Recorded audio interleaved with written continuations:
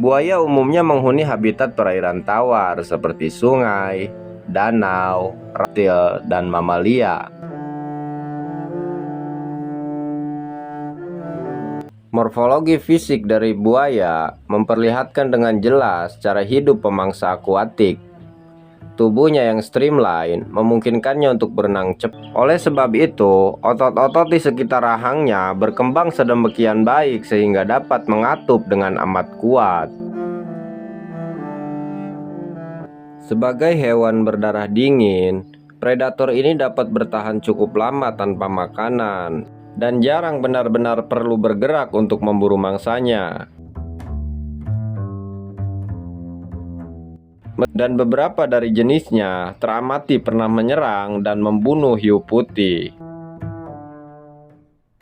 Ukuran tubuh buaya sangat bervariasi dari jenis ke jenis, mulai dari buaya kerdil hingga buaya muara raksasa. Spesies bertubuh besar dapat tumbuh hingga lebih panjang dari 5 meter. Sedangkan buaya terbesar yang masih hidup adalah seekor buaya muara sepanjang 7,1 meter di Suaka Marga Satwa, Blitar. Sejauh ini diketahui sekitar 7 spesies atau subspesies buaya yang ditemukan di Indonesia. Populasi terbesarnya yaitu meliputi Pulau Sulawesi dan Pulau Kalimantan.